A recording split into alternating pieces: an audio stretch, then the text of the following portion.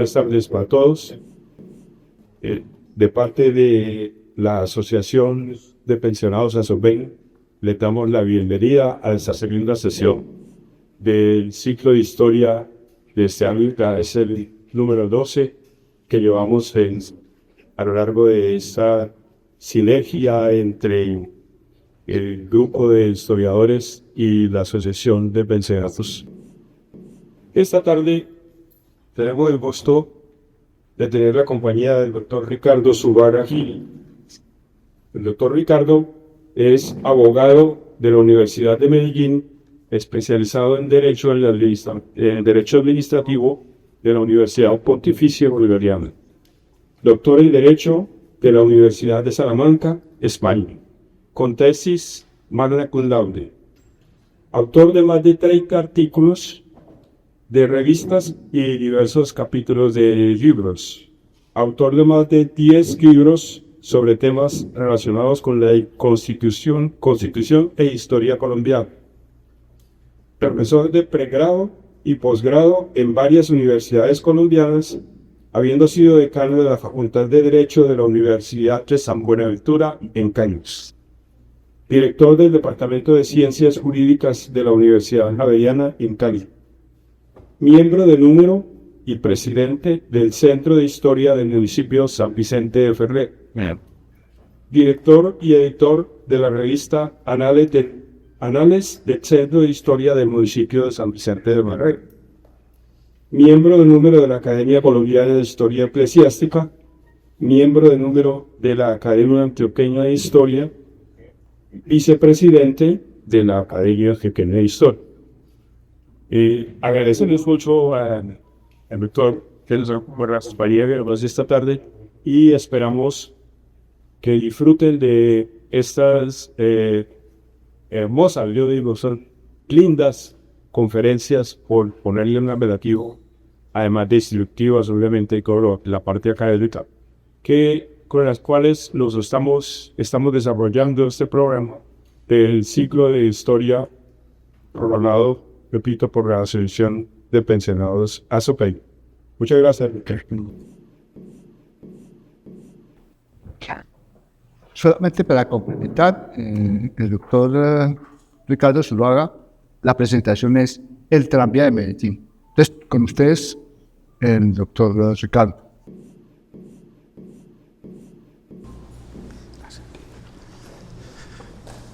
Bueno, muy buenas tardes. A título personal, pues muy complacido de estar aquí compartiendo con ustedes esta tarde, que espero sea leve, que sea muy entretenida, muy productiva, muy ilustrativa.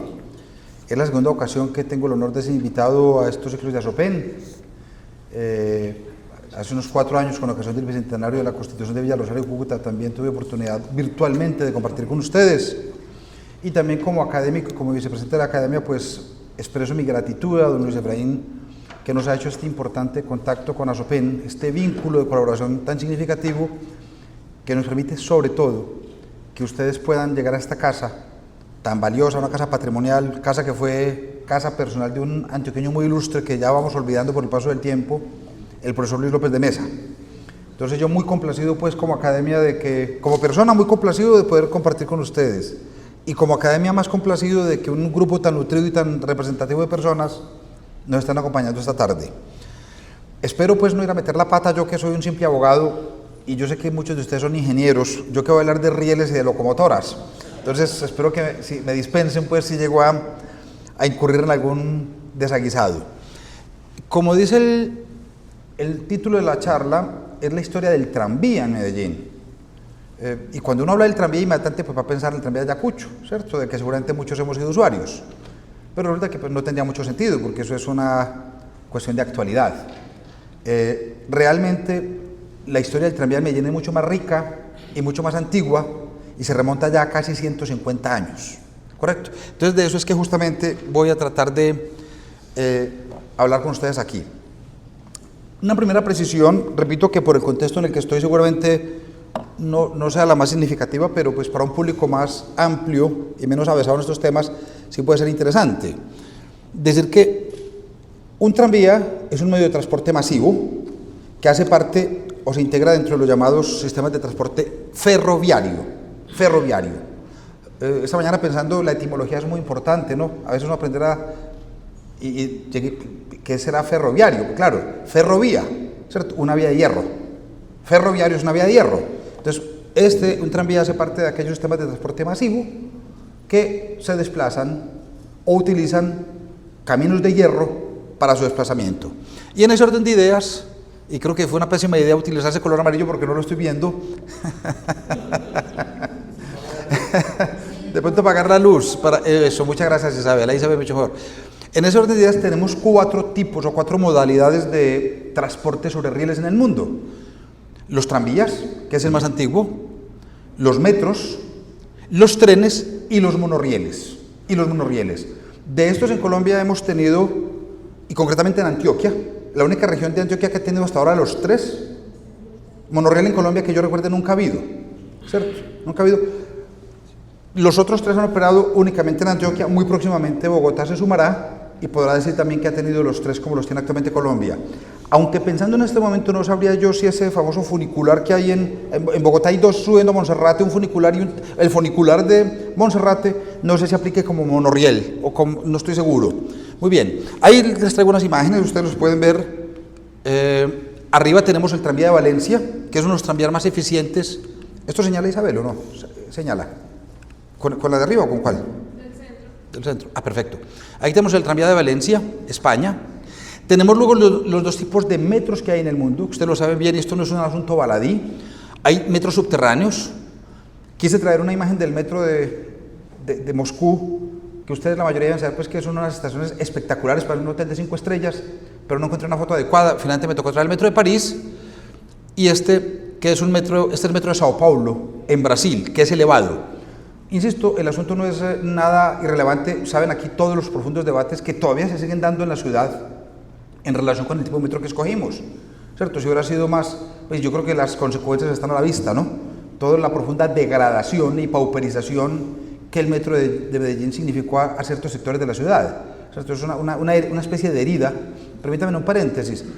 Medellín ha sufrido 2 heridas urbanísticas muy graves en su historia, que han sido nefastas para la configuración sobre todo del casco histórico, que fueron primero el oriental, si me excusan la expresión tan burda, una especie de machetazo en medio del centro de la ciudad que separó completamente 2 sectores históricos, ¿cierto? Y los aisló. Eso lo ha pasado a casi todas las ciudades, a Bogotá con la Caracas, a Cali con la Quinta, ¿cierto? Grandes avenidas que pasan destruyendo el centro histórico y lo desarticulan por completo. Todos estos barrios, Sucre, Boston, Buenos Aires, claro, antes separados, desarticulados del centro histórico de la ciudad, porque una vía de esa naturaleza pues ya no permite el tránsito peatonal con la misma facilidad, ¿cierto? Y el metro de Medellín, evidentemente, que supuso, y creo que todavía sigue siendo objeto de debate. De hecho, hay gente que todavía propone incluso volverlo a enterrar en su paso por el centro. Pero bueno, y en Bogotá, ustedes lo han visto, el profundo debate que el presidente de la República generó en torno al tipo de metro que se quería tener. Son pues, de carácter explicativo. Y aquí tenemos los trenes como desde una locomotora muy antigua, primer tercio del siglo XIX, a los trenes de alta velocidad. Este es un prototipo que está presentando China, que es lo más avanzado actualmente en diseño de trenes en el mundo. Hay trenes que ya están circulando a 400 kilómetros por hora y se han convertido en una alternativa importantísima al transporte en el mundo. Y por último, tenemos estos monorrieles que son también de 2 tipos. Este que uno lo ve en Miami, hay uno de estos, por ejemplo, cuando uno viaja y entonces más que va sobre superficie, y este otro que es muy singular, y yo lo miraba hoy día, ¿será que no soy capaz de subirme a eso o no? Que este va suspendido, ¿correcto? Es el tipo de monorrieles que hay en el mundo. Entonces, pues, esto es el tipo de transportes de riel que hay en el mundo. Pero aquí vinimos a hablar expresamente de los tranvías y concretamente de los tranvías de la ciudad de Medellín. Y espero que para gran sorpresa de ustedes, y esto sea novedoso, en Medellín hemos tenido 4 distintos tranvías. Repito, ¿no? Cuando le hablan de tranvía en Medellín, piensan en Ayacucho, en ese tranvía hermoso verde que va por allí muy moderno. No, esta historia tiene casi 150 años y ha tenido 4 momentos diferentes. Tuvimos un tranvía de sangre, llamado así, o tranvía de mulas, ¿cierto? A fines del siglo XIX.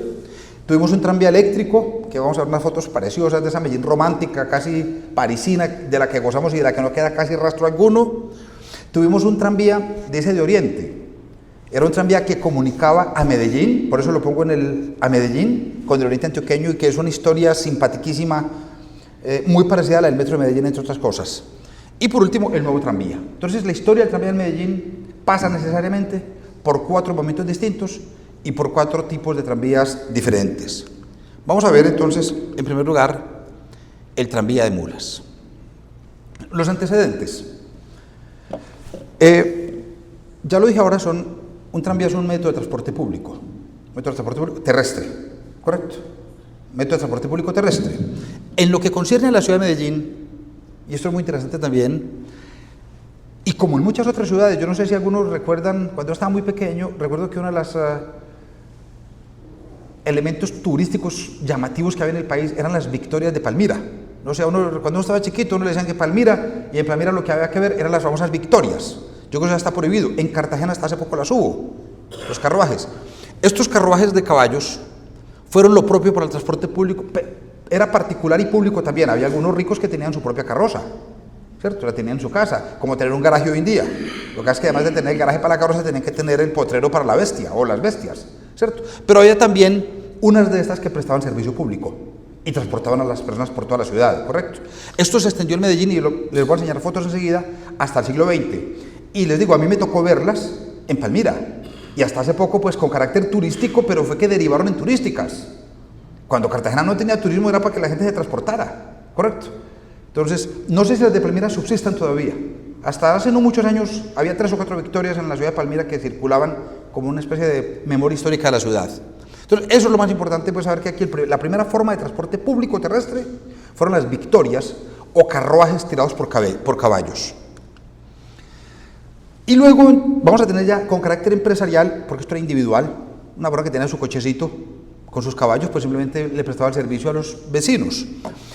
En 1885 nace la primera empresa de transporte público en la ciudad de Medellín, y va a ser específicamente un tranvía de sangre o un tranvía jalonado por equinos.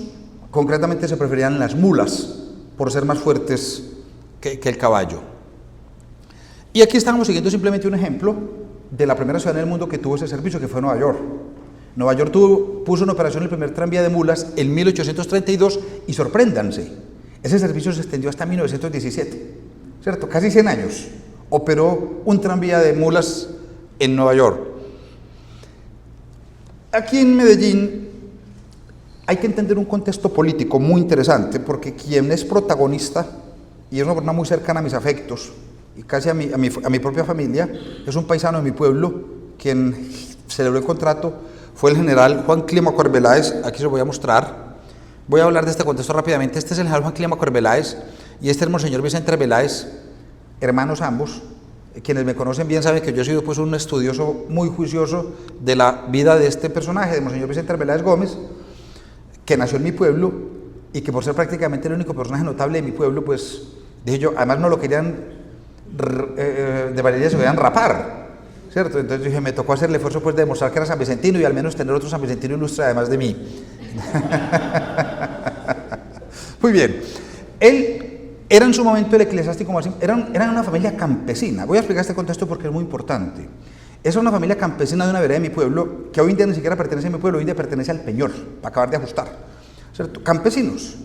Pero este hombre muy notable, sobrino de un sacerdote, se educó y llegó a ser arzobispo de Bogotá, que en ese momento era la figura eclesiástica más importante del país. No había sino un solo arzobispo en Colombia, el de Bogotá. No había primado. Hoy existe el título de primado que tiene el cardenal. En esa época no existía el título de primado, existía el de metropolitano. La figura eclesiástica de Colombia era el arzobispo de Bogotá, el metropolitano. Y lo fue durante 16 años en un contexto de un país que era monolíticamente católico. Los presidentes duraban 2. En ese periodo, la Constitución del 63 decía que los presidentes duraban 2 años. Este señor fue arzobispo de Bogotá 16. Imaginen ustedes el poder que un hombre se podía llegar a tener. Y cómo su familia alrededor suyo fue adquiriendo la prestancia tan importante. Un sobrino nieto de él, hoy precisamente, hoy 13 de junio, tiene que ver con la historia. Hoy hace 72 años, a un sobrino nieto de él llamado Roberto Urbaneta Arbeláez lo sacaron del poder. Dato curioso, se los comparto aquí como hoy, hace 72 años, Colombia tuvo 3 presidentes. Por la mañana Roberto Urbaneta Arbeláez, que era el encargado. Al mediodía, Laureano Gómez, que reasumió el poder. y por la tarde Rojas Pinilla, que le dio un golpe de Estado a Laureano Gómez, ¿cierto? Hoy hace 72 años, tuvimos 3 presidentes. Uno de ellos, Roberto Urdaneta Arbeláez, sobrino, nieto de Monseñor Vicente Arbeláez. Entonces su hermano, que era el hermano menor, este era el mayor y era el menor, y era su consentido además, pues fue adquiriendo prestancia social al amparo de su hermano. Era como un buen hombre de la época, era un polímata. Esos eran generales, poetas, escritores, comediantes, abogados, hacían de todo, empresarios, ¿cierto? Esos hombres de la época eran de todo. Él lo fue muy amigo de Gregorio Gutiérrez González, pero para lo que nos interesa este efecto, él fue el que firmó el contrato entre él como persona natural, Juan Clímaco Arbeláez Gómez, y el Estado Soberano de Antioquia. No fue la República de Colombia ni el municipio de Medellín, fue el Estado Soberano de Antioquia. ¿Y qué era el Estado Soberano de Antioquia? Eso hay que explicarlo también. Recuerden que Colombia fue un país en el siglo XIX que tuvo un aspecto muy convulso en su historia, que fue el tema del federalismo. Ese tema atravesó toda la historia del siglo XIX colombiano, desde 1810 hasta 1890, incluso hasta comienzos de siglo. Y era la tensión fuerte entre las regiones y la capital, con una explicación histórica. La corona española había tenido un sistema de administración sumamente autonómico. Estas provincias que llamaban provincias en esa época, provincia de Antioquia, provincia de Cartagena, etcétera, etcétera, eran provincias con un elevado nivel de autonomía. Cuando se da la independencia, muchas de ellas quisieron mantener no solo su autonomía, quisieron incluso ser independientes. Y eso atravesó todo el siglo XIX y se resolvió con varias guerras civiles muy dolorosas, y finalmente triunfó el centralismo, que es lo que hoy tenemos, ¿cierto? Que es lo que tenemos. En ese momento acaban de ganar una guerra, los centralistas. Acaban de ganar una guerra que permitió la destrucción de la Constitución Federal del 63. Y uno de los que participó en esa guerra fue el general Juan Clímaco Arbeláez, a nombre del Partido Conservador. Y como ganaron, se tomaron el Estado Soberano de Antioquia. Un samario llamado José María Campos Serrano asumió la presidencia del Estado de Antioquia. Y como este era su amigo, le dio el contrato. Durante 40 años, me devuelvo, entonces vamos a las características, le dio un contrato de concesión por 40 años para que explotara el tranvía de sangre en Medellín. El contrato se firmó en 1885, pero las operaciones solamente comenzaron en 1887. Unos autores dicen que en enero, otros autores dicen que en octubre, ¿cierto? No hay una... Pero bueno, se demoraron más o menos 2 años en llevar a cabo las obras necesarias. Había que establecer todo el sistema de rieles, porque era por rieles, ¿correcto?, para que pudiera funcionar, e importar los coches que traían de Nueva York. Pero rápidamente, 2 años después de que Juan Clímaco celebra el contrato, se lo cedió a una empresa llamada La Colombiana, que era de un ciudadano belga que vivía en Medellín llamado Charles Patin. Uno de los autores dice, pero es que el señor Juan Clímaco Arbeláez hacía poemas, se iba a la guerra, se carteaba con literatos, el señor de empresa no sabía nada, y menos de transporte férreo. Este autor sostiene que lo que Juan Clímaco hizo fue ser una especie de testaferrato, un testaferrato para que el belga pudiera acceder a ese contrato. Pero es una hipótesis, por lo menos, que queda interesante. En todo caso, el belga empezó a operar el tranvía de mulas de Medellín, que en una primera instancia tuvo una primera y única línea. Prácticamente tuvo una primera y única línea de 2 millas, 3 puntos, porque era lo que el contrato establecía. El contrato le establecía poner al menos operativas 2 millas de tendido férreo. 2 millas que quedan a 3.3 kilómetros y que iban desde la actual iglesia de Veracruz hasta el Edén. El Edén es un nombre que a ustedes ya no les dice nada, pero que en la Medellín de finales del siglo XIX y comienzos del XX fue un sitio importantísimo. Eso que era una casona, un centro como de recreación que había en las afueras de la ciudad, concretamente en lo que hoy es el Jardín Botánico. Ahí en el Jardín Botánico había una casa con unos baños públicos, y allá acostumbraba a ir la aristocracia de Medellín a tomar baños, había unos baños públicos y a celebrar pues encuentros fraternos y amigables. Era un sitio muy importante, el Edén.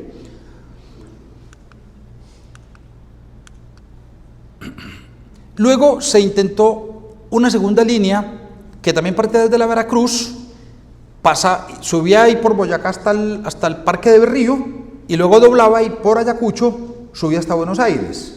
Pero esa funcionó muy poco tiempo esa línea, porque realmente, ya les voy a contar, este tranvía tuvo una vida efímera. A pesar de que la concesión, el contrato era por 40 años, no alcanzó a durar operativo ni los 10. ni los 10 años. ¿Qué inversiones se hicieron? Pues básicamente unas estaciones muy sencillitas. Básicamente eran los coches, las mulas, el tendido férreo y un potrero grande para poder tener las mulas, que se llamaba el Llano de Muñoz. Ese llano de Muñoz es donde queda el Hospital San Vicente de Paúl. El Hospital San Vicente de Paúl. Entonces ahí todas las tardes llevaban las mulas a que pasaran la noche, a que descansaran, a que se repusieran, no sé cada cuánto las recambiaban. Podía ser que las dejaran descansando un día o posiblemente al otro las ponían a trabajar. Y las mulas en principio, no sé por qué razón, trajeron mulas bogotanas. Trajeron mulas bogotanas desde la sabana de Bogotá, seguramente eran mulas de mejor prestigio, pues son mulas más fuertes, lo que fuera, pero no se aclimataron. Las benditas mulas no se aclimataron y entonces luego tuvieron que cambiarlas por mulas antioqueñas. El cuento cierto es que este tranvía atravesó múltiples problemas, múltiples inconvenientes que, repito, llevaron a que su vida fuera muy efímera, escasamente 10 años, a partir de lo cual, en medio de enormes pleitos, porque el municipio tuvo que demandar el incumplimiento del contrato para recuperar el derecho al tranvía, y eso dará lugar a una segunda parte de la historia que ya les cuento. Ese tranvía fue liquidado y de él no quedó memoria. Quedan fotos, una sola conozco yo. Es la única foto que yo conozco del tranvía de mulas de Medellín, o el tranvía de sangre de Medellín. Miren lo que interesante era. Este tenía 2 carros. Tenían que ser, miren, aquí ven el tendido férreo, aquí lo ven. Aquí al fondo se alcanzan a ver las mulas, ¿cierto? Y miren que tenían que ser mulas muy potentes, porque estaban arrastrando 2 carros. Las mismas mulas arrastraban 2 carros con un número indeterminado de personas, que 10 o 15 personas por cada carro, ¿correcto? Este es el tranvía, la quise traer para comparar el tranvía de mulas de Nueva York, para que vean que efectivamente existió. Y el otro tranvía de mulas que yo sepa que haya existido en Colombia. Este de aquí es el tranvía de mulas de Barranquilla, y efectivamente ahí ustedes se ven las mulitas, que tiene una nota muy especial. Este tranvía lo hizo Francisco Javier Cisneros, el mismo ingeniero que trazó el ferrocarril de Antioquia, ¿correcto? Él desarrolló varios proyectos aquí en Colombia. Otro paréntesis, que a mí me encantan mis conferencias hacer paréntesis. Aquí en este mismo estrado estuvo hace unos 3 o 4 años un académico, compañero nuestro muy importante, llamado don José Alvear Sanín. Es un experto en historia del transporte en Colombia. Si a alguno le interesan estos temas, y además escribe delicioso. Él, para el Ministerio de Transporte, publicó una historia del transporte en Colombia de 800 páginas. El libro es disponible a texto completo en página web. Se baja, ustedes lo buscan, José Alvear, Historia del Transporte, escribe muy bien. Don José Alvear, Historia del Transporte en Colombia, de José Alvear Sanín. Don José es un investigador muy riguroso, muy serio. Aquí a mí me sorprendió muchísimo eso, y eso es lo bueno de ser parte de estos grupos. Usted ve que aquí en la Plaza de Cisneros tenemos una estatua en bronce a Francisco Javier Cisneros. Una estatua. Medellín no le tiene estatua a Girardot. Medellín no le tiene estatua a José Manuel Restrepo. No le tiene estatua a José Félix de Restrepo. Antioqueños importantísimos que ayudaron a fundar esta república, incluso el costo de su propia vida. Y le tenemos una estatua en bronce sobre un pedestal de mármol al señor Francisco Javier Cisneros. Y decía don José Alvear Sanín en este mismo estrado que Francisco Javier Cisneros había sido esencialmente un grandísimo estafador, que había estafado a media sociedad antioqueña, y que realmente él lo que hizo fue hacer los trazados, recoger un montón de dinero, invertirlo en otras empresas que quebraron casi todas, y luego irse para Nueva York y desentenderse de todos estos problemas. Porque con pruebas, con documentos a la mano, trae aquí y demuestra cómo Francisco Javier. Por eso es lo interesante de la historia, ¿no? Y de estarla revisando y de estarla repensando. Muy bien. Sí, sí, exactamente. Ese carrito lo usan en el turismo de Cisneros. Sí, y ya no está con burrito, sino con moto. Con moto. Eso lo han hecho mucho, cambiar la tracción humana por la mecánica. Muy bien. Entonces, esa fue pues la lánguida, triste y corta historia del tranvía de mulas de Medellín, que además tuvo 2 problemas específicos. A veces generaban peligro para la sociedad porque las mulas se iban a las aceras. Medellín tenía unas calles muy estrechas, y además, evidentemente, el excremento de los animales ya empezó a convertirse en un problema de salubridad pública. Pero también vino otro fenómeno. Uno de los que más presionó para que se acabara el tranvía de mulas de Medellín fue el hombre más rico de la ciudad, don Carlos Coriolano Amador, que había importado el primer carro que hubo en Colombia. El primer carro que circuló en todo el país circuló en Medellín. Lo trajo el hombre más rico del país en ese momento, que era Carlos Coriolano Amador, dueño de la mina del Zancudo. Y él empezó a insistir, él avisoró las potencialidades de la gasolina y del transporte mecánico, y él presionó a las autoridades para que prohibieran el tranvía de mulas en Medellín, como en efecto ocurrió, luego de lo cual se dio un largo proceso judicial mediante el cual el municipio recuperó el derecho al tranvía, porque lo había concedido por 40 años, lo tenía que recuperar jurídicamente, ¿correcto? Muy bien. Ahí va a venir entonces una segunda etapa, que es muy bonita, muy romántica, pues sí, posiblemente, con esto no quiero ir a ofender a ninguno, es posible que alguno de ustedes muy pequeñito tenga algún remoto recuerdo, porque tampoco dejó ya tantos años. Bueno, sí, de pronto sí mejor retiro lo dicho, no, de pronto creo que ninguno se acuerda. Muy bien, el tranvía eléctrico de Medellín, que funcionó entre 1919 y 1951. ¿En qué contexto hay que entender ese tranvía eléctrico? Yo, preparando esta charla, pensaba, bueno, ¿esto cómo lo vamos a presentar? Ahí hay un momento histórico, otro paréntesis, qué pena. Entre este año y el próximo, Medellín va a estar en dos efemérides muy importantes, y creo que ellas son las que justifican un poco este seminario, esta serie de charlas. Y es que estamos cumpliendo los 350 años del título de villa, no de fundación, no. Ya existía el poblado, existía hacía por lo menos 30 o 40 años. Pero ese poblado se había consolidado, y entonces el rey de España le dio el título de villa en 1675. De eso es que vamos a celebrar 350 años del título de villa este año. Y el año entrante, en abril, vamos a celebrar los 200 años de la capitalidad, porque esa es la capital de la provincia de Antioquia, no era Medellín. La capital era la ciudad de Santa Fe de Antioquia. Y cuando se crea la República, las autoridades de la República de Santander promueven una ley en el Congreso y trasladan la capital para Medellín, ¿correcto? Pero voy a hablar de este comienzo, la última década del siglo XIX y las dos primeras del siglo XX, que son las que, a mi modo de ver, permitieron la transición de ese pequeño poblado a una ciudad, con todo lo que ello significa. ¿Qué me permite a mí afirmar eso? Miren todas las instituciones que nacen en la Medellín de fines del siglo XIX y comienzos del siglo XX. Nació la Sociedad Vicente de Paul en 1885, se me olvidó la fecha. Nació la Academia de Medicina de Medellín en 1887. Nació, y bien importante a los efectos que estamos hablando, la Sociedad de Mejoras Públicas en 1899. La diócesis de Medellín fue elevada a la categoría de arquidiócesis. Ya les dije ahorita que solamente había un arzobispo en Colombia. No, a partir de entonces ya había varios, porque también fueron Cartagena, Popayán y Medellín fueron elevados al título de arquidiócesis. Entonces, como Bogotá era tan importante, dijo, ahora yo quiero otro arzobispo más. Entonces el Papa León XIII le dio al arzobispo de Bogotá el título de primado de Colombia. Fue por eso que se lo dio. Por eso el arzobispo de Bogotá tiene un título tan particular. Usted es el primado, el primero entre sus iguales. Porque como había más arzobispos, Bogotá no se podía reciclar a tener la misma calidad de otras ciudades de Colombia. Nace esta institución, ni más faltaba, donde ustedes nos están acompañando. Nace la Academia Antioqueña de Historia, nace la Cámara de Comercio de Medellín en 1904, nace todo el tejido industrial de la ciudad, Coltejer, Fabricato, todo ese gran tejido que fue el que apalancó el desarrollo y permitió que este pueblo colonial se convirtiera en la ciudad que hoy es. Y finalmente eso se corona, a mi modo de ver, con la creación del Hospital San Vicente de Paul a partir de 1914, ¿correcto? Ahí convertimos a Medellín en una gran ciudad. Y rápidamente llegó también el avión, ¿correcto? Consecuencia de esos procesos de transformación. Bueno, y esto me llamó mucho la atención. Esto sería objeto de una investigación bien interesante que se me ocurrió hoy. La Sociedad de Mejoras Públicas creó una revista, y no en vano miren el nombre que le dio, Progreso, la revista Progreso, que creo que todavía circula.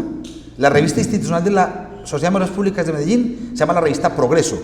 Y miren lo que se propone: estética urbana, higiene social, cultura cívica. ¿Correcto? Es decir, estamos empeñados en construir una ciudad. ¿Correcto? Son los elementos propios de una ciudad. Y en ese contexto, por supuesto, es más que bienvenido un tranvía. ¿Correcto? Un tranvía, el tranvía eléctrico. Esta foto me encantó. Esta foto me pareció espectacular. Además porque, miren, pues yo hablo de romanticismo. Yo creo que todos añoramos. Yo me imagino cómo nos gozaríamos nosotros con este Medellín de los años 20. Y aquí les voy a hacer otra reflexión.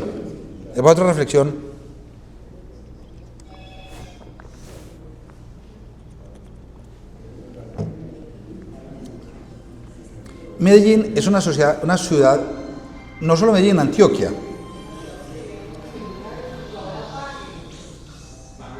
Somos una región que ha depredado mucho su patrimonio histórico. Ustedes ven que uno va a Boyacá y uno se extasía, se embeleza con una vida de pueblitos. Uno va a Santander y uno es fascinado con los museos de pueblitos.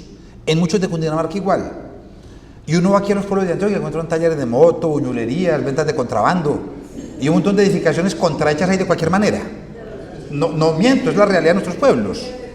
Eso yo lo considero hijo del famoso emprendimiento antioqueño, ¿cierto? Es que donde un boyacense ve una casa antigua de sus tatarabuelos, un antioqueño ve 3 buñulerías, ¿cierto? Entonces, dicho de manera de chiste, por eso Medellín no tiene patrimonio histórico. Medellín es una ciudad muy antigua, una ciudad de casi 400 años, como lo es Popayán, casi tan antigua como Popayán, o casi tan antigua con la misma Santa Fe de Antioquia. Es que hay una relación que yo siempre y la mencionaba ayer, tal vez aquí en otra conferencia que dicté, hay una relación muy interesante entre progreso, o más bien a la inversa, una relación muy interesante entre pobreza y patrimonio histórico. Pobreza y patrimonio histórico. Todos los cascos urbanos que usted visiten, que están bien conservados, es porque fueron ciudades que se empobrecieron. Santa Fe de Antioquia, ¿por qué se conservó? Porque ya no fue capital, no fue nada más. Se volvió un pueblito olvidado, para allá no vivir nadie. Este parque de Berrío lo hemos tumbado en el solo siglo XX, lo tumbamos 3 veces. 3 veces, vea. Estos edificios que están aquí estaban recién hechecitos, son de los años 20. De los años 20. Este edificio Gutiérrez. Para 1970 no quedaba ninguno. A comienzos del siglo XX había ya casas coloniales, están las fotos. Unas casas coloniales de 2 pisos preciosas. Para los años 20 estaban estos edificios republicanos, afrancesados, preciosos. Y para los años 70 había arquitectura funcional allí, pues ahí está un flamingo, una cosa, ¿cierto? 3 veces oiga, ¿qué ciudad se da el lujo de tumbar su parque principal 3 veces? Una ciudad que está muy enriquecida, una ciudad que tiene, porque para tumbar hay que tener dinero, pero para edificar mucho más, ¿correcto? Entonces eso solamente lo puede hacer una ciudad que tiene mucho dinero. Medellín se enriqueció mucho en el siglo XX y por eso es que nosotros destruimos todo nuestro patrimonio histórico. Pero la foto, vuelvo a ella, ¿por qué me llamó la atención? Ahí ven ustedes el Templo de la Candelaria. Este edificio sí está en pie, el único de los que se ve aquí está en pie es este. Y aquí vemos esta coincidencia tan bella. Aquí está una foto del tranvía eléctrico de Medellín, y aquí están las Victorias que estaba prestado en servicio de transporte público. ¿Sí ven la maravilla? Por eso me pareció tan significativa esta foto para explicar esa transición de la historia del transporte en la ciudad, ¿correcto? Muy bien. Ahí vemos otra, lo mismo. Ahí viene el tranvía y aquí está la Victoria, ¿cierto? Que prestaba el mismo servicio y es la misma esquina de la iglesia de la Candelaria. Primera reflexión sobre el tranvía eléctrico. La idea estaba desde comienzos del siglo XX, ¿cierto? Y especialmente la Sociedad de Obras Públicas empezó a insistir en la necesidad de que Medellín tuviera, porque la ciudad estaba creciendo, ¿correcto? Habían nacido varias empresas fabriles que demandaban mano de obra que llegó de los municipios, ¿cierto? Y eso está muy bien establecido. Por ejemplo, toda esta zona de Buenos Aires, Boston, Sucre, todo esto fue poblado por habitantes del oriente que venían por Santa Elena y bajaban y se instalaban por esta zona. La gente del occidente venía por Robledo y se instalaba en el occidente, ¿correcto? Eso está muy bien establecido más. No es una categoría absoluta, pero una tendencia muy establecida, ¿correcto? ¿Cómo se van estableciendo? Los habitantes del pueblo que llegaban a Medellín, bien fuera buscando educación, pero sobre todo aprovechando las nuevas fuentes de trabajo para hombres y mujeres, porque esa es otra característica del desarrollo industrial de Medellín, que por primera vez se le dio oportunidad a la mujer de vincularse al mundo laboral. En los pueblos la mujer estaba sometida al hogar, en las ciudades ya podía salir al mundo laboral. Entonces esa población creciente demandaba, y estaban haciendo barrios nuevos también, Campo Valdés, ¿cierto? Eso fue un barrio nuevo que estaban creando en la ciudad, entonces necesitaban un sistema de transporte eficiente, y la Sociedad de Obras Públicas estaba insistiendo un tranvía para Medellín. Pero hay un problema. Recuerden que el tranvía de mulas había estado concedido por 40 años, ¿correcto? Entonces el municipio lo primero que tuvo que hacer fue esperar a que terminara el engorroso proceso judicial que le permitió dar por terminado legalmente ese contrato de concesión de 40 años con la empresa La Colombiana, contrato inicialmente celebrado con Juan Clima Corbeláez, pero que él cedió, y una vez se declaró la legalidad de la terminación de ese contrato, el municipio recuperó entonces el derecho a tener un sistema propio de tranvía. E inician, ya con carácter público, ya no concesionado. Este tranvía lo gestionó directamente el municipio de Medellín, y lo gestionó a través de lo que fue un antecedente inmediato de las empresas públicas, que fueron las empresas municipales de Medellín, ¿correcto? Se crearon las empresas municipales de Medellín, uno de cuyos servicios era el tranvía eléctrico. El tranvía, curiosamente, lo diseñó un ingeniero que nunca había estado en la ciudad, ¿cierto? Nunca vino. pero había tenido alumnos, entre ellos el célebre ingeniero Alejandro López. Ese ingeniero Alejandro López fue su alumno, y entonces seguramente y había habido un plano muy famoso, recientemente, hace unos 6 años, un ingeniero de Medellín había levantado un plano famoso de la ciudad, que seguramente le sirvió a este ingeniero para diseñar el trazado del tranvía eléctrico de la ciudad.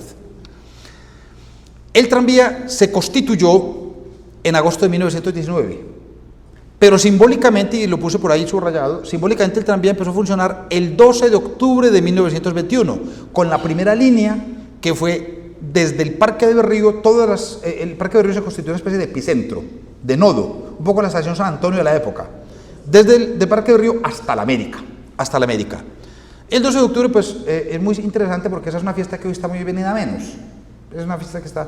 Pero recuerdo cuando estábamos pequeñitos, yo recuerdo, a mí me tocó la fiesta de la raza. La fiesta de la raza, el 12 de octubre es una fiesta importantísima. Hoy en día hay una fiesta que tienden incluso hasta a eliminarla. O la llaman Encuentro de dos Mundos, o fiesta de otra cosa, pues como para no exaltar. Pero estábamos en plena época del apogeo de la hispanofilia. ¿Correcto? Del amor por lo español. Y entonces por eso muy significativamente el tranvía eléctrico de Medellín se pone en funcionamiento el 12 de octubre. Sobra decir que se puso en funcionamiento previo Te Deum del señor arzobispo de la Catedral Metropolitana, Monseñor Caicedo.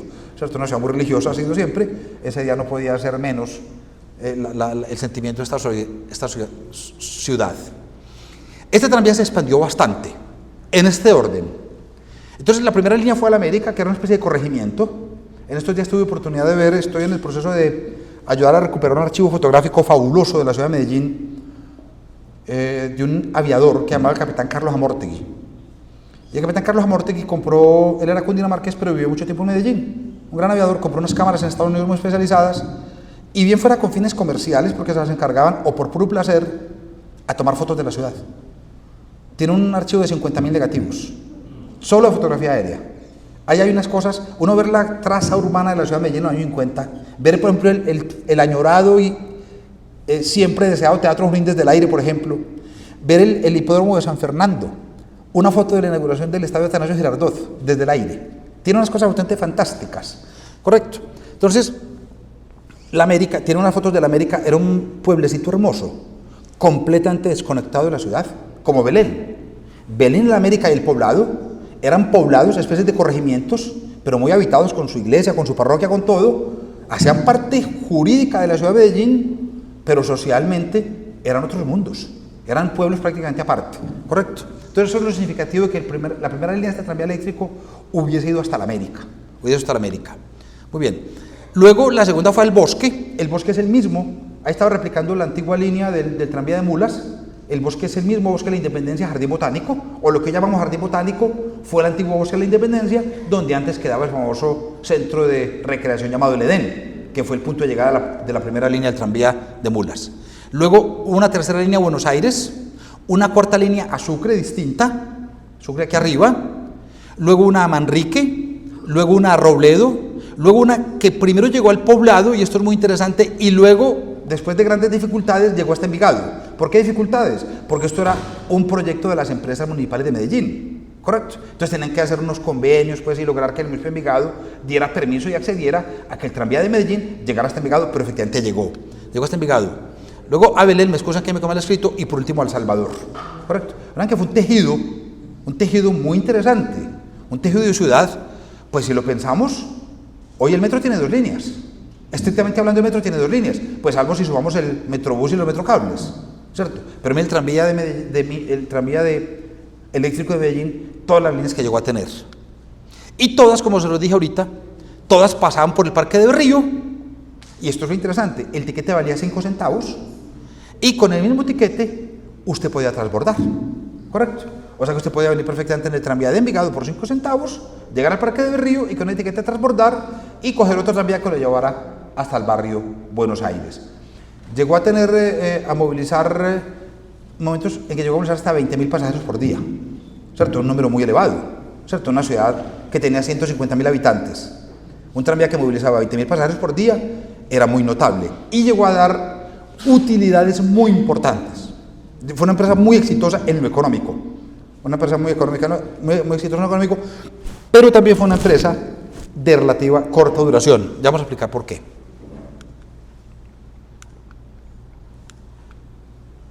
Bueno, Y les voy a compartir un registro visual amplio de este tranvía eléctrico. ¿Por qué? Les digo porque yo que soy nostálgico, pues si no, no estaría con acá mi historia. No soy nostálgico, ¿cierto? Esa Medellín a mí me produce fascinación. Yo no la viví, yo soy de pueblo, yo soy de un pueblito. Llegué aquí ya grande, y cuando era Medellín era otra ciudad. Pero esa Medellín de los años 30, 40, a mí me parece que era una preciosidad, ¿correcto? Pero coincide con que tenemos estupendos registros gráficos de esa Medellín. ¿Por qué? Porque se da un fenómeno también muy significativo en esta ciudad, y es el advenimiento de un abanico de fotógrafos extraordinarios. Francisco Mejía, Jorge Obando, Melitón Rodríguez, pues, y sus sucesores, ¿cierto? Entonces, yo creo que pocas ciudades en Colombia como Medellín tiene el privilegio de tener tan bien registrada su historia urbana del siglo XX, gracias a esta cantidad de personajes. Y eso hoy en día, pues, saben que tenemos, si no lo sabían, se los comparto, el archivo de memoria visual gráfica más grande de América Latina, en La Piloto. Más de 2 millones de negativos existen allá que se han ido comprando, el municipio ha ido comprando de todos estos fotógrafos, y parte de esto que les voy a mostrar pertenece a ese centro de memoria visual. Mira esa belleza, por ejemplo. Ahí tenemos 3 cosas distintas, ¿correcto? Tenemos la estupenda estación del ferrocarril, ¿correcto? Tenemos el tranvía, esta es la línea del Salvador, porque la línea del Salvador bajaba, era una cuestión intermodal o de interconexión. La hicieron finalmente, o la hicieron necesariamente con el propósito de comunicar ese sector con la estación Cisneros, ¿correcto? Del tren. Correcto. Entonces, este es el tranvía que prestaba servicio hasta El Salvador. Pero vemos también aquí todavía los coches tirados por caballos, en este caso ya no para pasajeros, para carga, que los vimos hasta hace 10 años, hasta que una ley de la República los prohibió. Esto lo vimos caminar por Medellín hasta hace no mucho tiempo. Correcto. Pero ahí tenemos 3 modos de transporte pues bien interesantes. Esta foto me gustó mucho. Perdón. Se me adelantó demasiado. Casi todo. Esta me gustó mucho también. Miren, esta foto preciosa, al fondo vemos la Catedral Metropolitana. Aquí vemos el tendido eléctrico, ahí lo van viendo ustedes, el tendido eléctrico, del cual iban pegadas, pues no sé técnicamente eso, no lo veo así como se llame porque lo desconozco. Aquí vemos el tendido férreo, ¿correcto? Pero miren ustedes la precariedad de las calles de la Medellín de comienzos del siglo XX. Esta foto es por lo menos de 1925.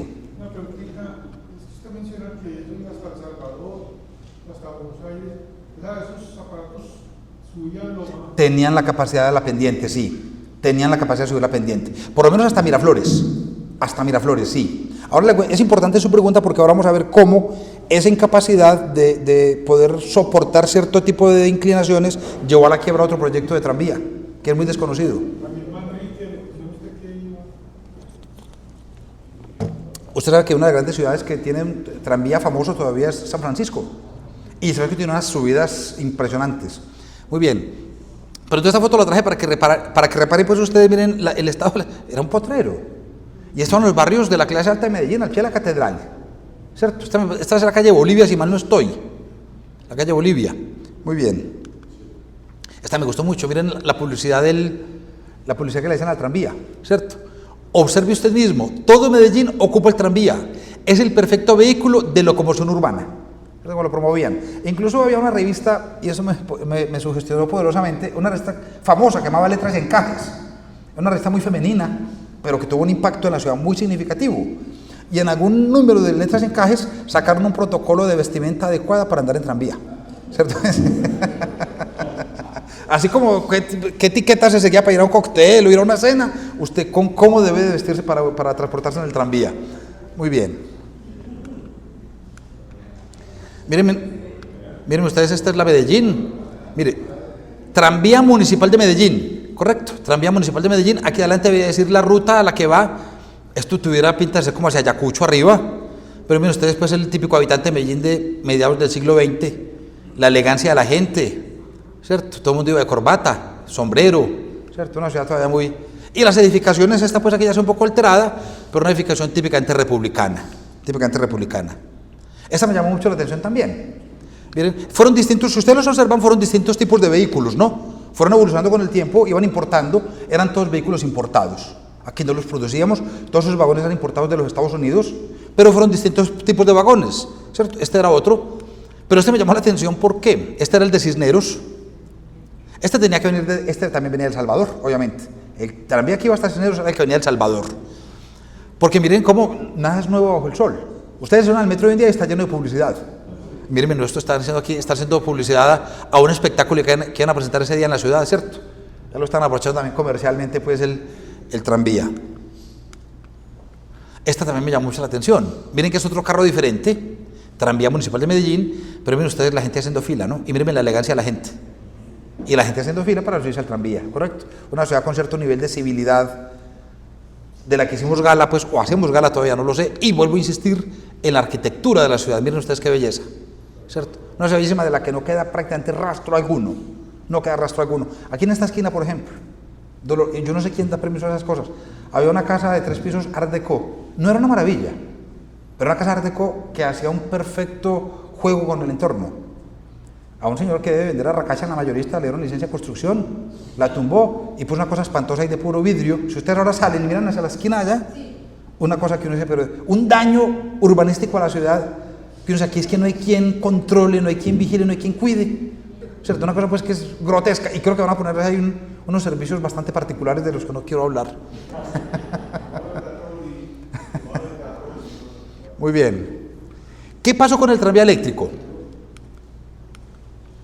¿Por qué se acabó el tranvía eléctrico de Medellín?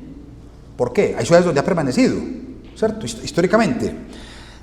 Una primera circunstancia fue la estrechez de las calles de la ciudad, ¿cierto? Nosotros vemos avenidas amplias, la Oriental, vemos Colombia, vemos la avenida Bolívar. Esas son avenidas que hicieron todas después de los años 50. Pero ustedes revisan la traza urbana original de la ciudad, son callecitas ínfimas. Y creo que parte de lo que hoy vive Medellín, de sus dificultades, está asociado a la planificación tan pobre, pues, o tan poco previsora, o porque no se podía ver, ¿correcto?, de las vías que tenemos. Entonces, realmente no era fácil mantener un sistema de tranvía en una ciudad con un sistema de calles tan reducido y tan precario como el de Medellín. En segundo lugar, hacia los años 40, la ciudad sufrió una explosión demográfica enorme, asociada a la migración. O sea, ya venía desde comienzos del siglo XX, se os dije, por la industrialización de la ciudad.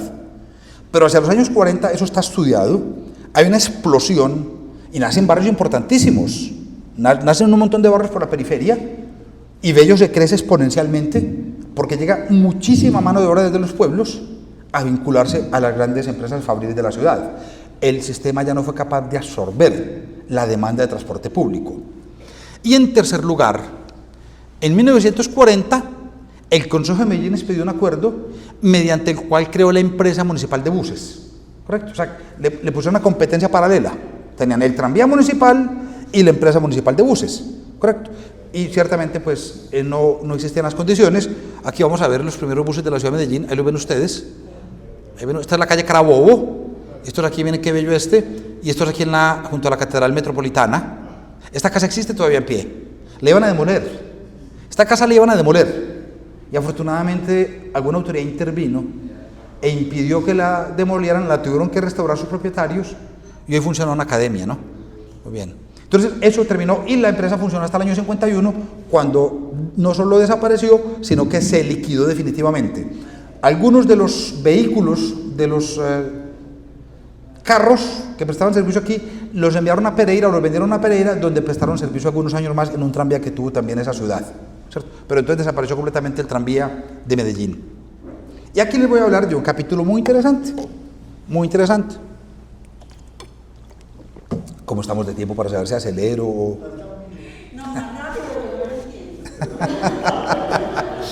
No, pero ¿qué hora es? ¿Las 3? Muy bien. Hay un tranvía muy importante del que conocemos muy poco realmente. Muy poco. Hay un libro de una niña historiadora de la Universidad de Antioquia con el que se ganó el premio IDEA a la historia, que lo hizo, tal vez como el primer trabajo serio que se hace sobre el famoso tranvía de Oriente. Para uno entender el tranvía de Oriente hay que pensar en una figura que hemos olvidado también todos, este caballero que está aquí, el político más importante de la primera mitad del siglo XX antioqueño y que tuvo proyección nacional, Marinillo, se llama Román Gómez Gómez. No, conservador. No, siendo de Marinilla tenía que ser conservador a ultranza. Román Gómez Gómez fue un gamonal político muy hábil, que gamonalió a Antioquia como le dio la gana durante 40 años. Fue 5 veces presidente del Congreso de la República. 5 veces presidente, era un hombre pues de la... Y a él se le ocurrió, y su base electoral estaba en el oriente antioqueño. Obviamente, Marinilla es su pueblo natal y los fuerzas alrededor. Yo hace poco tiempo hace un par de meses, publiqué un libro con la historia de mi familia. Don Efraín tuvo la caridad de comprarlo y espero que tenga la doble caridad de leerlo. Y en ella menciono yo a Ramón Gómez, porque mi familia era política. Mi abuelito y sus hermanos y mis tíos, todos, menos mi papá, él detestó la política siempre. Pero todos los demás miembros de mi familia eran muy políticos. Y todos eran romanistas. Todos eran romanistas. Ellos, era lo que Román Gómez dijera, ellos lo replicaban en el pueblo y le ponían los votos con los que... Y así lo multiplicaba por todos estos pueblos del oriente. A Román Gómez se le ocurrió en los años 20 que una manera para promover el desarrollo de los pueblos del oriente, que era su base electoral, y sobre todo, y eso es una idea interesante, permitir que a Medellín llegaran los productos agrícolas que se pusieran en el oriente, que es una región agrícola tan significativa, lo sigue siendo, construir un tranvía. La idea era muy buena, pero además el hombre era ingenioso. Y miren que no hay nada nuevo bajo el sol. Hoy hay una ley de la República que le ordena a la nación invertir el 70%, y la localidad que lo va a hacer el 30%, 80-20 o 70-30. Creo que es 70-30.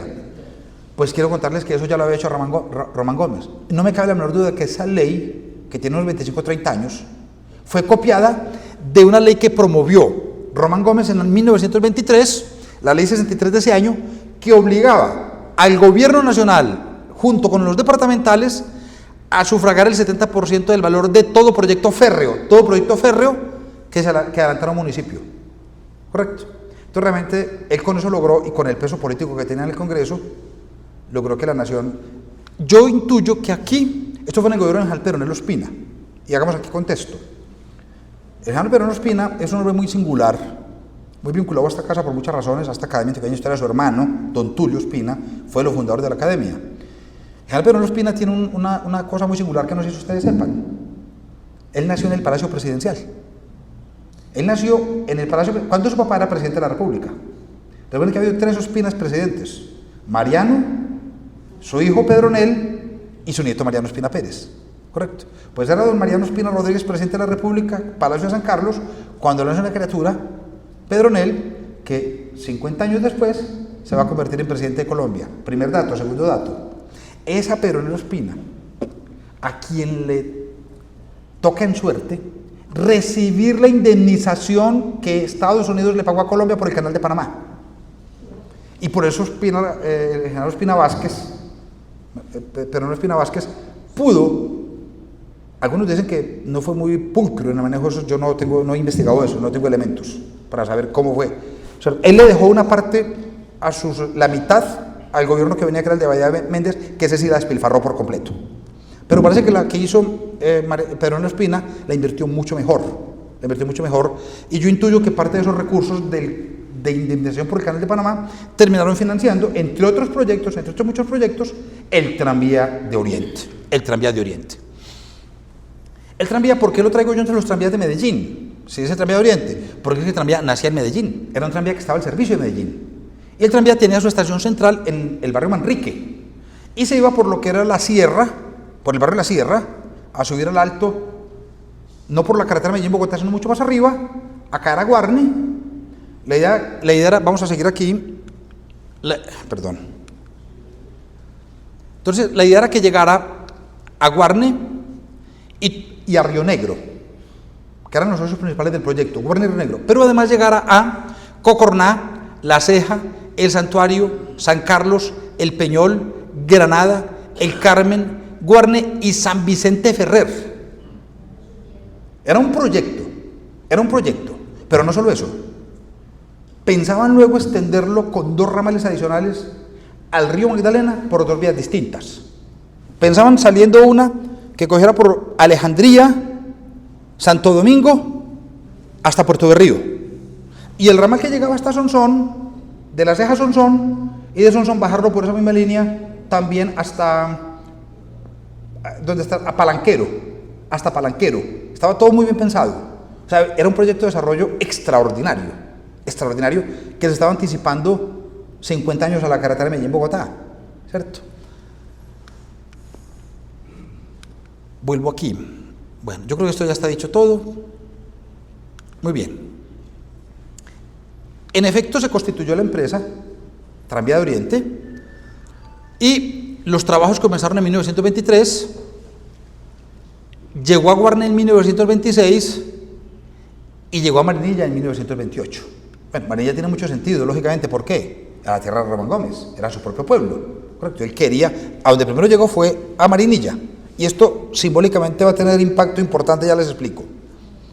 Ese día hubo en Marinilla carnavales, incluso hasta le dieron mejor almuerzo a los presos del pueblo, de la emoción que había llegado el tranvía a Marinilla, ¿cierto? Pero eso tuvo un impacto simbólico que ya les voy a explicar cuál fue.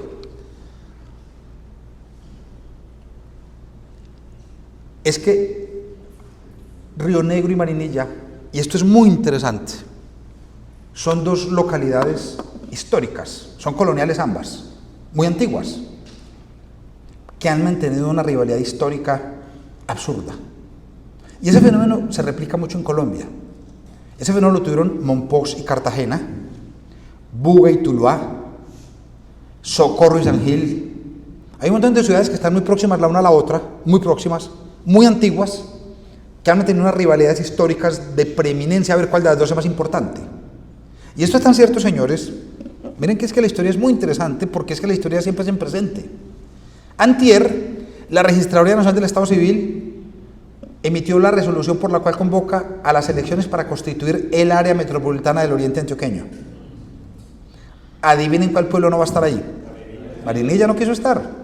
¿Por qué? Porque como el área tiene que tener un municipio capital, un municipio base central, va a ser Río Negro, Marinilla dice: yo no entro ahí. Hágame el favor. Qué tan interesante un fenómeno que viene desde la colonia. En el siglo XIX la capitalidad, esto cuando fue por cantones, unas veces estaba de acuerdo a quien gobernaba, para Río Negro, para Marinilla como un ping-pong, ¿cierto? Pero miren cómo se proyecta. Pues esto fue fatal. Esto fue fatal para el proyecto del Tranvía de Oriente. El tranvía tuvo muchas dificultades, vamos a empezar a explicarlas. La primera de orden técnico, y por eso la importancia de su pregunta, esa que ya íbamos a ver sobre ella. La pendiente de la vía era excesiva. Tanto que definitivamente no se pudo pensar en un tranvía eléctrico. Este fue un tranvía, era por rieles, ya lo vamos a ver, pero un tranvía a gasolina. Correcto, para que pudieran superar la pendiente. En segundo lugar, Río Negro muerto de los celos con Marinilla, porque el tranvía había llegado primero a Marinilla. Entonces tomaron una decisión que fue catastrófica. Abrieron la carretera de Santa Elena. Entonces eso francamente les significó al tranvía de Oriente la muerte. Claro, porque era mucho más eficiente por Santa Elena, por el sistema. Era muy ineficiente. La velocidad era sorprendentemente en promedio de 16 kilómetros por hora. Casi que era más rápido ir caminando. Y en caballo con seguridad usted iba más rápido, ¿cierto? Pero es que les quiero mostrar, permítanme, les muestro unas fotos de la calidad del transporte que se ofrecía allí. Perdón. Y lo que hicieron fue, perdónenme, adaptar. Esto es muy significativo, quiero que lo observen bien. Miren ustedes esto. ¿Qué hicieron ellos? Adaptaron carros de gasolina, vehículos automotores, los adaptaron. Miren ustedes la chapuza tan espantosa. Pues uno no sabe si eso es una chapuza o creatividad paisa, ¿cierto? Pero miren ustedes esto, miren, una cosa espantosa, un carromato espantoso, adaptado con una especie de rodillos, ruedas, pero esto era un carro de gasolina. O sea, en estricto sentido, fue un ajuste colombiano, pero que hacía evidentemente muy inconveniente y muy antitécnico. El sistema lo hacía muy lento. Miren, por ejemplo, aquí hay una imagen que, miren ustedes la calidad del transporte, ¿cierto? Era muy precario. Había algunos carros que estaban incluso descubiertos. Correcto, descubiertos. Ahí ven, esta imagen es muy linda. Esta imagen es hermosa, es el Valle de Aburrá al fondo. Ahí está subiendo. Pero miren ustedes, para poderle hacer el quite a la pendiente, lo sinuosa que tenía que ser la vía, ¿no? Bueno. Miren ustedes aquí imágenes. De este tranvía no queda absolutamente nada. No queda nada, porque levantaron parte de la vía que utilizó el tranvía, la utilizaron luego para la carretera Medellín-Bogotá. La utilizaron para la carretera Medellín-Bogotá. Yo recuerdo muy pequeño, cuando venía de mi pueblo, que en cierto punto del túnel hacia arriba, del túnel nuevo, del túnel, no del segundo, del de arriba, sino uno que era a mitad, hacia arriba había todavía una traza por ahí de unos 15 o 20 metros de la carrilera. Yo la llegaba y pero ¿y eso qué era? Yo no sabía qué era eso. Sí, pero ¿por qué unos rieles de tren por aquí? ¿Cierto? Luego vine a saber, era parte del trazado, no queda absolutamente nada. Tenía luego una estación que le servía a mi pueblo, era la estación Garrido, ahí se bajaban y en caballos se entraban ya hasta San Vicente, ¿cierto? Estaba Guarne, Garrido, la estación Belén, que le prestaba servicio a Río Negro, y luego llegaba hasta Marinilla, ¿cierto? Pero los ramales que se proyectaban, numerosísimos a todos esos pueblos, y luego incluso más hasta el Magdalena Medio y al suroriente de Antioquia, esos ramales nunca se construyeron. El proyecto tuvo una vida más bien efímera. Finalmente no se tendieron sino 50 kilómetros, que eran los que iban hasta Marinilla, ¿correcto? Y como les dije, lo que se usaban fueron vehículos a gasolina, vehículos Ford, GMG, Reo, que no sé cuáles son, o Edwards, vehículos que ya son marcas que ya no existen, ¿correcto? No eran en estricto sentido un tranvía en el lato expresión de la palabra, ¿correcto? Muy bien. También tuvo un problema muy grave, y esto pues don José Alvear también lo denuncia en un libro, un artículo que publicó en la revista de la Academia. Esto fue objeto de un debate violento. También merece contexto político, todo esto ayuda. Resulta que Román Gómez era muy manzanillo, y cuando después de 44 años de gobierno consecutivo del Partido Conservador, entre 1886 y 1930, ganó el Partido Liberal, Román Gómez no tuvo el mayor empacho en gobernar con el Partido Liberal. Hizo esas prácticas tampoco son, los Benedetti no son de hoy, ¿cierto? Esa gente, los Ruiz Barreras no son de hoy, eso ha existido toda la vida, ¿cierto? Entonces Román Gómez se alió con Olaya Herrera y le puso toda su fuerza política al servicio del gobierno liberal, una cosa inaudita porque él había sido un digno representante del Partido Conservador. Pues esto le hizo entrar en furia a otro líder del Partido Conservador muy famoso, llamado Laureano Gómez, que era embajador en Alemania. Renunció a la embajada, se vino a Colombia, tomó su posesión, su curul en el Congreso de la República y le empezó a hacer enormes debates a Román Gómez y sobre todo a denunciar públicamente los supuestos actos de corrupción en que había incurrido Román Gómez con la construcción de este tranvía de Oriente. ¿Por qué lo menciono? Porque, vuelvo, insisto, la historia cómo se va tejiendo todo. Recuerden ustedes que todavía no hemos resuelto los profundos escándalos de corrupción con el Metro de Medellín, ¿correcto? El Metro de Medellín lo han señalado siempre de unos desfalcos gigantescos, pues el tranvía de Oriente fue producto de lo mismo, ¿correcto? Mucha parte, según don José Alvear Sanín, mucha parte de los cuantiosísimos recursos que giró la nación se perdieron y nunca fueron invertidos. Muy bien, el tranvía finalmente tuvo una consecuencia más interesantísima.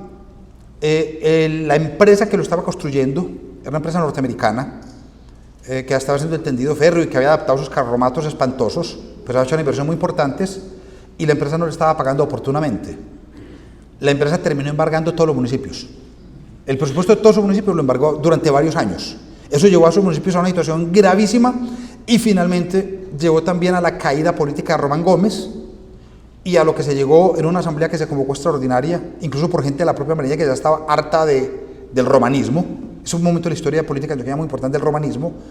Convocaron una asamblea extraordinaria y deciden liquidar el tranvía de Oriente. Lo liquidan definitivamente y los remanentes tenían algunos activos importantes, tenían algunas estaciones, la carrilera y creo que algunos talleres, algunos activos importantes. Vendieron eso, lo liquidaron y lo repartieron los remanentes entre los municipios socios del proyecto, de entre los cuales el mayor accionista era el municipio de Medellín, valga decir. Por eso también insisto en que es pertinente hablar de este tranvía hablando de tranvías de Medellín, porque el mayor accionista de ese tranvía era el municipio de Medellín. Correcto. Entonces el tranvía pues también desapareció y repito, hoy no queda ni rastro. Ya vimos las fotos. Muy bien. Y hay un tranvía olvidado, un mini tranvía olvidado, que si bien no funcionó en Medellín, lo quise mencionar porque es área metropolitana y pues porque es una historia muy simpática. Resulta que en Girardot, aprovechando esa ley que les mencioné, esa ley de 1920, la ley 66 fue la ley 66 del 23, los de Girardota se empeñaron en tener un pequeño tranvía que fuera desde su casco urbano hasta la estación del tren. 1.800 metros, casi 2 kilómetros. Y lo hicieron, y fueron beneficiarios de esa ley que ordenaba a la nación asumir el 70% del valor del proyecto. Lo hicieron, pero funcionó muy poco tiempo y hoy tampoco queda recuerdo de eso. Correcto. Muy interesante, pues, nosotros como somos de proyectos tan débiles, que se van desapareciendo cuando no tienen continuidad en el tiempo. Confiemos que con el metro y con el tranvía ahora de pronto hayamos cambiado de actitud, pero aquí lo que tenemos es la crónica de varios fracasos, ¿correcto? Sobre todo el tranvía eléctrico de Medellín y el tranvía Oriente son fracasos muy lamentables para la ciudad y para la sociedad. Y ahora sí, pues ya para cerrar, el tranvía de Ayacucho, ¿cierto? El cuarto tranvía que nace en la ciudad de Medellín, que es un proyecto que ustedes saben está completamente apalancado por el metro, por la empresa Metro de Medellín, y que se inserta en esa apuesta de transporte multimodal de la ciudad, correcto, multimodal de la ciudad, que es como una especie de apuesta por modernizar definitivamente el sistema de transporte público y masivo. La idea nace en el, perdón, qué pena, que cogí la que no era. Y se me ayudas a ponerla en grande, gracias.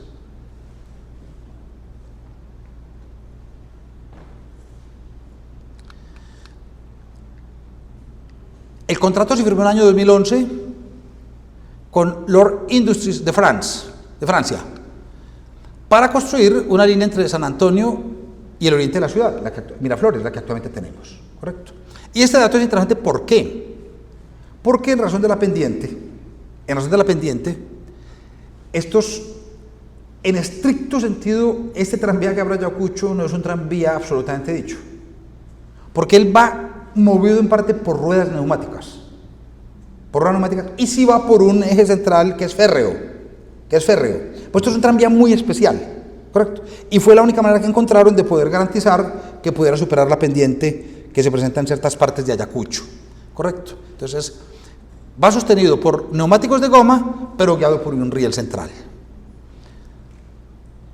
Aquí está precisamente, pues, y la construcción del nuevo tranvía comenzó en el año 2012. Y en el 2014 llegó el primero de los vehículos desde Francia. La primera prueba de funcionamiento se llevó a cabo el 13 de julio del 2015 y comenzó a operar en marzo del 2016. O sea que ya tiene 9 años de operación este tranvía de Ayacucho. Actualmente tiene 4.3 kilómetros de longitud, tiene 3 estaciones, que son la de San Antonio, junto al metro, que es la que comunica con el metro, la de San José, al frente de la iglesia de San José, y la de Miraflores. Pero adicionalmente tiene otras 6 paradas. Y saben, como lo dije ahorita, que es un sistema que se integra con ese modelo multimodal que incluye al mismo metro, al Metro Plus, a los metroclables y al sistema de buses, que estas buseticas verdes que están, los alimentadores del metro, correcto, los alimentadores del metro. Y que ahora está en proceso un nuevo desarrollo, que es el tranvía de la 80, lo llama el metro, no es el metro de la 80. Por la 80 lo que va a circular es un tranvía, otro tranvía como el de Ayacucho, correcto. Sí. Pero antes es un tranvía, hasta donde yo entiendo, va a ser un nuevo tranvía que va a circular desde el Agua Catala hasta la estación Caribe. Ya Federico Gutiérrez habló de una posible tercera vía desde el Agua Catala, un poco yendo por esa parte oriental de la ciudad, por El Salvador y cruzando y siguiendo hasta el norte de la ciudad. No sé qué tan factible sea, pues. Exactamente. Entonces, eso es más o menos, pues, un poco a vuelo de pájaro, una visión así muy panorámica de lo que ha sido la historia de los tranvías de Medellín. Digamos que a la cuarta sí fue la vencida, ¿cierto? Tuvimos 3 historias de 3 tranvías fallidos que no funcionaron, de vidas muy efímeras, ¿correcto? Si uno, y ustedes que, pues, como la mayoría, supongo que son ingenieros, eso lo deben conocer muy bien, cuando uno compara los costos de asumir o encarar un proyecto de esta naturaleza frente a la vida útil de los mismos, pues el resultado es lamentable, ¿cierto? Un tranvía de mulas con unos coches traídos de Estados Unidos que duró 10 años.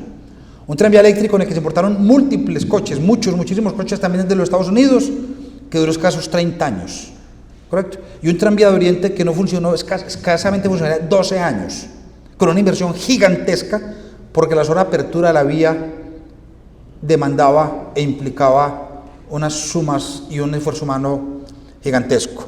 Repito, confiamos entonces en que este cuarto ensayo, que es el actual tranvía que circula por Ayacucho, del que somos felices usuarios, sea la vencida y que sea una historia más constante del tranvía en Medellín.